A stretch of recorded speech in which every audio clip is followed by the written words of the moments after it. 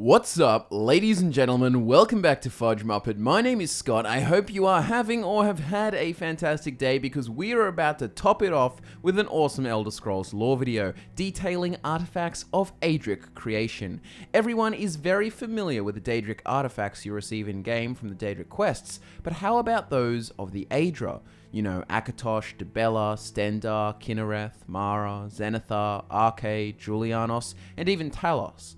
Well, turns out there are actually a few handy pieces of equipment that some of these gods have left in the world. Some of these have been present in the Elder Scrolls series since Elder Scrolls 1 Arena, some appeared in Morrowind or Oblivion, and actually if you look at the Creation Club, a few of them have been reintroduced into Skyrim through that. Anyways, without further ado, let's get into the video, 7 Aedric artifacts in the Elder Scrolls.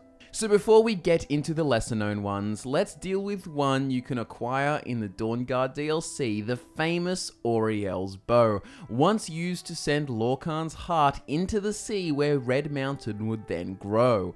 The bow is of legendary power belonging to a god and all.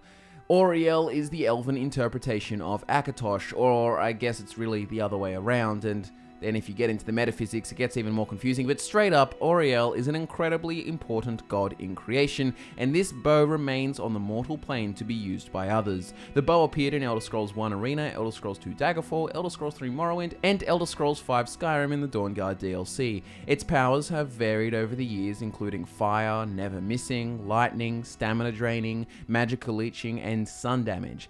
In the Dawnguard DLC, you can shoot it at the sun for some crazy sun ray blast action, or perhaps a temporary way to blot out the sun if that's your style as a blood-sucking vampire. So, if you haven't for whatever reasons and you want to try out this marvelous Aedric artifact in Skyrim, then just follow the Dawnguard DLC and you will find it at the end of the Forgotten Vale quest arc. Second on this list, I picked one that many Skyrim players are not aware of.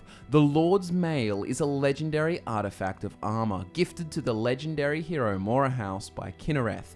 Morahaus was the winged man-bull demigod son of Kine, which is the Nordic interpretation of Kynareth, who helped the slave queen Alesia overthrow their Aelid elven masters. He also fell in love with Alesia, and together they had a child called Balatza, the first Minotaur. So the Lord's Mail is Morahaus's armor and is incredibly important to the Imperial Legion considering its origins. In Morrowind it can cure you of poison and resist magicka, though with its introduction into Skyrim via the Creation Club, you can wear the Lord's Mail and access its powerful enchantments, such as absorbing 5 points of health from opponents in melee range, 75% poison resistance, and 17% magic resistance, making it a very powerful unique piece. But then again, it's a little overpriced considering the Creation Club and all, but that aside, it is said that when the wearer of the Lord's Mail is considered unworthy, it will be taken back by Kynareth and hidden again for the next champion to find it. Third, we have the Brush of True Paint, a curious Aedric artifact, not a weapon, but a paintbrush, with its bristles woven from the hair of Dibella herself. This brush allows the user to create their own painted world, or painted creatures, or I guess really painted anything, having them be real and functional by simply imagining them. In Elder Scrolls 4 Oblivion, there is an awesomely fun quest called A Brush with Death, which can be found in Jadenhall. I won't explain too much, but you get to go into a painted world and kill some painted trolls. It's pretty trippy. Interestingly enough, the character Ryth Lythandus, the Dunmer artist who possessed the Brush of True Paint, is actually still alive during the time of Skyrim in the 4th era, and he is living in Jadenhall, making painted trolls and selling the painted troll fat as a rare ingredient. This can be found out by talking to Elgrim of Elgrim's Elixirs in Riften. Next up we have the Staff of Magnus, a creation of Magnus, the architect of Nirn, who fled to Aetherius, ripping a hole causing the existence of the sun. This staff has been in every Elder Scrolls game with the exception of Oblivion. It is described as a metaphysical battery of sorts. Interestingly enough, the staff usually abandons its owner before they become too powerful as to not upset the mystical balance. You will probably be most familiar with the staff from its role in the College of Winterhold questline and involvement with the Eye of Magnus, which which I guess is also another Aedric artifact, being the Eye of Magnus and all, but then again, it is very mysterious and mystical, so let's just call that a bonus one, not a part of this list. Anyways, the staff itself is quite powerful and drains enemies of their magicka until it depletes and then drains them of their very life force. Introducing one Skyrim players may be more unfamiliar with, Stendarr's Hammer. Stendarr, the Divine of Might and Mercy, was the owner of this powerful hammer. It appeared in Elder Scrolls 3 Morrowind, specifically in the Tribunal expansion. In Morrowind, it had enchantments to damage health and drain fatigue, which is the old name for stamina, and it possessed the highest maximum damage of any weapon in the game, with a weight of over 10 times heavier than the Daedric Warhammer, which is pretty crazy, but I guess it makes sense in the context of it being wielded by a mighty god. It also is available in Skyrim through the Creation Club, coming with essentially the same enchantments, but instead of a weight that's ridiculous like 1000, it has a slightly less ridiculous weight of 100. But overall, this artifact would be pretty cool to use for some Vigilant of Stendarr character. Oriole's shield is the next one on this list, and it was used by Oriole in his battle against Lorkhan, and for this reason it truly is mighty and powerful. It has been featured in Arena, Daggerfall, Morrowind, and the Dawnguard DLC of Skyrim. In the past, it had strengthened armor, healing, granted spell reflection, shield and resistance to fire, but as of Skyrim, it has a far cooler enchantment. While traversing the hidden nooks and crannies of the Forgotten Vale, home to the Oriole Chantry of the ancient Snow Elves, you can find a portal that takes you to some Falmer in the possession of this shield.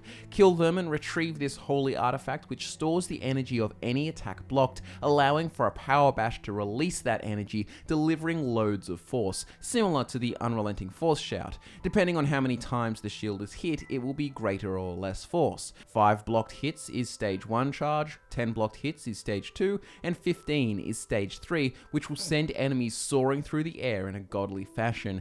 Each stage pretty much correlates with the words of the Unrelenting Force Shout. For example, 5 blocked hits would have the slight force of the word Fus, and 15 blocked hits would give you the force of Fus Rodar.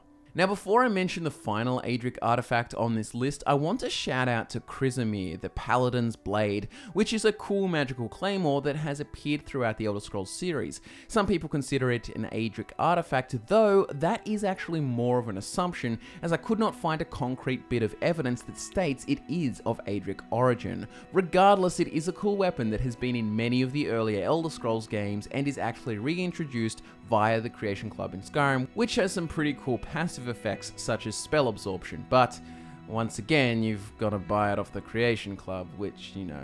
But with that little mention out of the way, let's have a look at the most significant Aedric artifact to ever grace Nirn, one that changed the way Tamriel has been shaped for millennia. I am talking about the Amulet of Kings.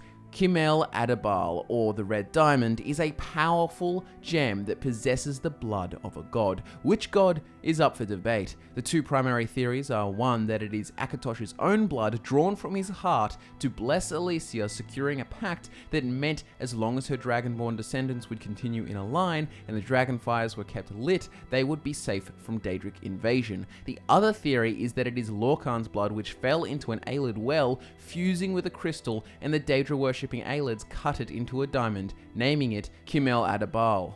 I am more inclined to think it is Akatosh's blood, considering the fact that it is used to keep the Daedra out of Nirn, it can light the dragonfires, and at the end of Oblivion, Martin Septim uses it to become an avatar of Akatosh himself and defeat Mehrunes Dagon. The artifact has been lost and found over and over throughout history. At first it was gifted to Elysia with the dragon blood. It would remain in her line for many centuries until the First Empire crumbled. After this, many years later, Riemann Cyrodiil would be born with the Amulet of Kings upon his forehead. During the events of Elder Scrolls Online, the Amulet of Kings was manipulated by Manamako to allow for the Soul Burst, where Molag Bal invaded Tamriel. However, this was resolved, and the Amulet of Kings ended up in Sancre-Tor, which much later in history would be recovered from Riemann Cyrodiil III's tomb by Tiber Septim, who would go on to forge a united Tamriel under the Third Empire.